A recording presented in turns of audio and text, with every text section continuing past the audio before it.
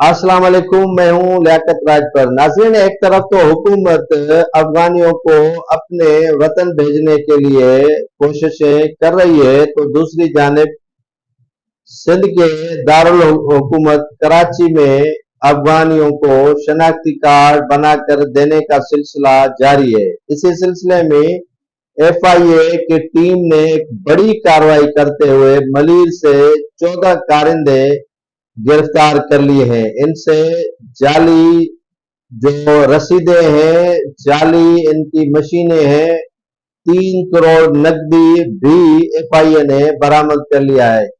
FIA की team जिसकी सरबराही निसार अहमद लाशारी कर रहे थे, उन्होंने मलीर के एक खुफिया गोदाम पर छापा मारा, जिसमें तकरीबन 2000 से 3000 अफगान बाशिंदों के शनाख्ती कार्ड बनाने वाली मशीन को भी जब्त कर लिया गया है। उनके मुताबिक, एफआईए के इन अफसरान के मुताबिक, ये 14 जो गिरोह के कारिंदे हैं, उनमें 2 आजिज सर्विस नादरा के अफसरान भी मुलविस हैं।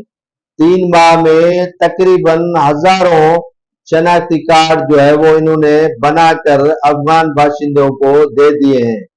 इन्होंने ये भी इंकशाफ किया है कि सिंध के शहर कराची में 3 माह के अंदर जो रकम इन अफगानियों से बटोरी गई है, उनकी तादाद जो है वो 9 करोड़ बताई जा रही है, जिनमें साबिक यहाँ का एमएनए भी इस गिरोह की सरपरस्ती कर रहा है। एफआईए ने इन 14 कारिंदों को गिरफ्तार करने के बाद इनके खिलाफ मुकदमा दर्ज कर लिया है। इनके कब्जे से एक मशीन, जाली रसीदें, जाली जो है वो शनाख्ती कार्ड और 3 करोड़ नकदी भी बरामद कर लिया गया है। ये तो सिर्फ एक डिस्ट्रिक्ट मलीर के अंदर ये नादरा और दीगर जो गिरोह है साबिक एमएनए के हमरा कार्रवाइयां कर रहा है, अफगानियों को शनाख्ती कार्ड बनवा कर दे रहा है। लेकिन सोचने का, गौर करने का ये भी एक मकाम है कि दीगर जो शहर हैं या कराची के दीगर जो अजला हैं, उनकी क्या पोजीशन होगी।